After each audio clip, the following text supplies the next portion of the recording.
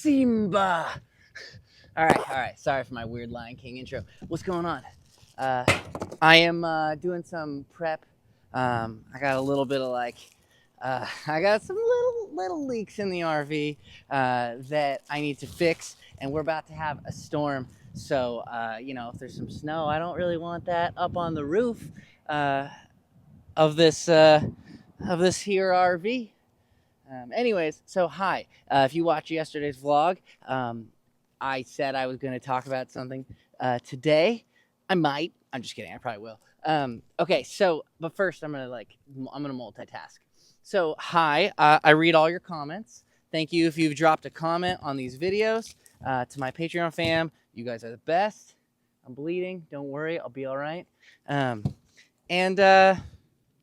Yeah, it's sort of fun just talking to the camera. It's a crazy time of life. If you did not know, some babies have, there's a new baby. There are two babies. Meanwhile, album. So let's talk album. I edited vocals to, I sang a few days ago, and I've been editing the vocals to a song. It's pretty sweet. I played it a few nights on the tour. It's called Girl I Used to Love. I wrote it with the guy who wrote Collide with probably for Howie Day. Even the best fall down sometimes. Like a hit in maybe 2007, multi-platinum. Like you could retire on that song. Probably not my song, but hey, we're gonna do everything we can. And I uploaded a new song for pre-save. So if you go check the link in my bio, you can pre-save it and do all the things. But that is not the point of this channel. Well, sorry, this is on my main channel. That is not the point of this video. It's not just a promo video. It is me just being a real person. So I hope you're doing well. Drop a comment if you want to give me a topic or wanted to say something. So I told you in the last video I was going to start to tell you, I don't know, my career. If you're new, I've been doing music for a little bit. I've been fighting and holding on to the dream, and not letting go despite quite a lot of difficulties. Justin Bieber sort of hit it. He posted some little covers and Usher signed him, and then that changed his life, and he Justin Biebered by 15 or something. That's not happened for me. So if you're old school, you've heard some of this story. We're gonna start sort of back at the beginning. I'm bleeding out right now. We're gonna start sort of back at the beginning a little. You're here watching this video because music means something to you. So imagine me having that same feeling as you and then deciding, well, this is what I want to do with my life. And we're not going back to the beginning, but I got there eventually. This is what I want to do with my life. And I've been fighting and holding on to that for, hold up, for a long time. I got to get this just right.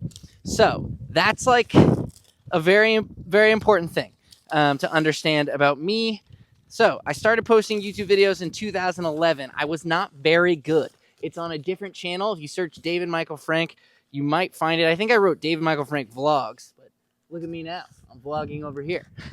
I started making covers and playing all of the instruments. I wasn't very good. I had potential. I remember I covered Adele Rolling in the Deep, and I was like, I'm going to do it in her key. I'm not a pussy. Instead, I probably should have turned it down, a little, or, tuned down a little. I mean, it's all right that I didn't, because that's how I've developed my voice. So anyways, I was doing my best and playing all the instruments, and I was all right. And I had some little accolades. I won a cover contest, or I got second place on a cover contest from the, very successful and famous band Incubus. I had some little mini little successes. I covered Vampire Weekend and Adele and yeah, I listed somewhere at Bruno Mars a bunch of times. So I got weirdly discovered on the internet by somebody, and then I got flown out to LA. And while I was there, I auditioned for a boy band, and I ended up getting that. So that wasn't even why I went to LA, but I got the boy band, okay? I'm skipping some details and a lot of stuff because there's just so much information, and I have a feeling that I'm not even going to be able to get all this into one video. Actually, there's no way. This is a series. We're going to get through maybe the boy band. So I auditioned for this boy band. They loved me, and I was living in Oregon at the time. And I remember I like called my dad, and I was like, "Hey, like I got this gig with this boy band. I'm gonna be the lead singer. We're gonna be the next big thing." The woman who signed us. I don't want to get canceled or sued. Not canceled, but the woman who signed us. She had a ridiculous career. They had Emmys on the walls, and all the gold records and stuff. And she managed Lionel Richie and the Commodores and Jackson 5 and some just a power player in the industry. And I signed my life away. I had a lawyer. We read that contract, and we knew that, well, if we're going to become a household name, we're going to be the next. We're going to be like a rock One Direction, which this was before 5 Seconds of Summer. It's a really good idea, huh? And we had potential. So the band had like an interesting lineup. I ended up actually bringing my friend Jose, who was in all of the upcoming bands, into that audition late. He was not an original member. We had a four-person lineup, and he replaced what was the guy's name? John or something? There was some other guy. I think it was John. If you're really old school, you definitely probably don't even know that information. So I brought Jose in. It's funny because for the audition for the boy band, like he plays guitar, and they were like, all right. Instead of like him having to play guitar, they just asked him to jump around holding a guitar for his audition. They were like, "We love it. You're hired." He was like, "I didn't even play guitar. They just asked me to jump around and make sure I looked cool." He does look cool, especially if he has like a beer or two. He sort of needs 2 beers. Otherwise, he's shy. Anyways, and I did just see Jose in Atlanta saying goodbye to my grandma. He came to the little post-funeral shiva is the Hebrew word. So, boy band. Start this boy band. We had like a multi-platinum producer. That shit doesn't mean anything, by the way. That means you like were in a room, maybe like editing a vocal on like a song that got put on like Now 84, and then you're a multi-platinum producer because you were like in the room. Anyways, we had signed to like 4 managers, which that's a nightmare. There were 2 young managers and there were 2 old managers, and right before the boy band was gonna go live, they like did a partnership. I'm bleeding everywhere. They like did a partnership, and 2 managers that we were gonna sign to now became 4 managers, and that was a problem eventually. So we're doing what we think is awesome. We're going to Paramount Recording Studios every single day. It's a really nice recording studio in LA. It was living the dream. They had chocolate chip. This studio is famous for one thing in particular. Chocolate chip cookies. They were constantly baking the front desk of the studio. It was a high profile studio. Like Kesha was there. I saw Mac Miller. I had lunch next to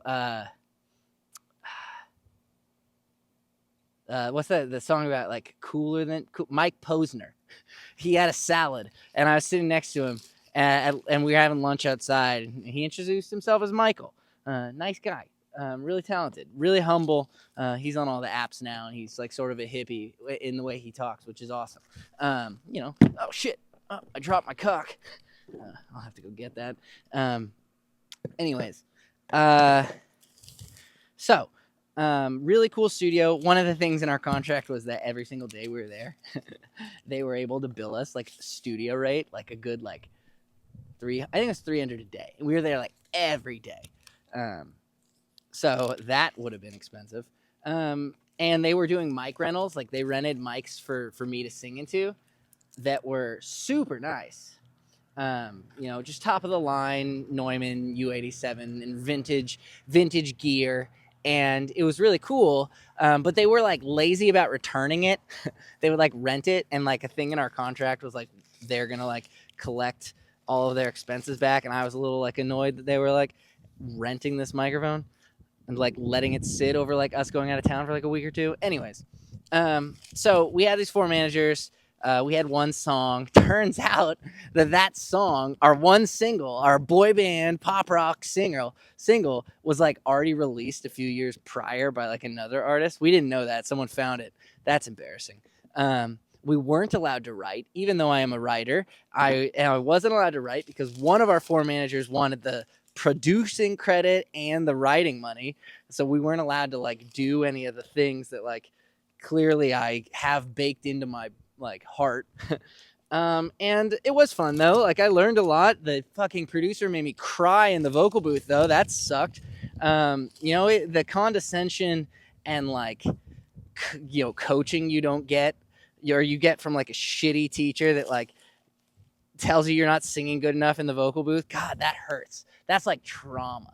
Like I'm pretty good, but I've had other people in my vocal booth that they've had bad producers, so like they're traumatized. So at least I can relate to them. I'm pretty good at coaching a singer to get their best takes ever. So anyways, I digress. Boy band sounds too good to be true. They were talking about a television show we were gonna have. Oh shit. Oh god, I'm getting blood all over my RV. Sorry, I'm gonna fix this. So we were gonna have a TV show. It was all the promises, and they were whining and dining us, and we were having these like celebrity style like photo shoots that had like kegs. Like we shouldn't have been. We were like children. Anyways, we weren't quite children, but you know what I mean. So did the boy band thing. That was cool. They ended up all fighting. Our like 4 managers. They ended up all not getting along, and we already were being lied to. We hadn't received a penny, by the way. We were being lied to, and they tried to get us to tattle on them. I'm giving way too many details. Anyways, basically, the 4 people that were managing us sucked, and we tried to get out of it. To which that was like the beginning of us getting cease and desist letters. Like, I'm not scared of shit legally anymore because I've been through so much. So I saw a really ugly side of the music industry pretty early on. Cease and desist letters and pulling our videos down wrongfully and saber rattling. That is a legal term for like intimidating you and like threatening you. Had all of that. So you go from signing a record contract. I had my very first tour bus my very first tour was in that boy band. Very first tour was in a tour bus with a driver. How beautiful is that? And as I continue to tell this story, that's going to be sort of important to understand all of the elements of like musicianship. That's the wrong word. All the elements of like leveling up as an artist. It really humbles you to not have just gone to stardom and have had different levels where you go up and down and back a few pegs. And like, I remember when my other band later on, I'll get there, like could afford a van. Like when you level up like that, whew, that's big. I mean, look at me right now. I'm on this RV. That's leveling up. I've actually been doing a bunch of leveling up lately. Have you seen my live show? My lighting is sick. So let's get back to the story. So the boy band gets into a tough, tricky spot, and it was time for us to try to get the fuck out of that legal situation, which we tried. And that was when I met my one lawyer friend, who is now a really good friend of mine, who's like one of the most powerful lawyers in all of Los Angeles. He's also a musician on the side, but that's not his like main gig, but he loves it. And I help him with his music stuff and hire him for legal, and he cuts me a good deal too, because I give him music stuff, and he's a good friend. He came out and visited recently. Anyways, so this is a long story, and that is not going to happen in today's video entirely. I did get the strips of waterproofing across where I wanted to. That's good. There's blood across the roof, but that's fine. So let's just talk. Let's put a pin in it there. The boy band is over. We get out of it, and 4 guys in that boy band are deciding to move on. They set a move date to go I'm talking about us, but I'm saying these 4 boys set a date where they were going to move to the state of Oregon, where they were going to not sing songs that Big Time Rush didn't want because they weren't good enough, where they were going to write their own music and put it out into the world and become an independent band. And that is where I'm going to leave you off. Those 4 guys that were in that boy band set a date to move. Okay. My hair looks silly with the cinematic, but oh well. So we'll end right there. It's getting cold. My hands are cold. I think the RV is going to hold up. I think it'll hold up. I've got more tape, so I might double up on some things, but there are just some seams.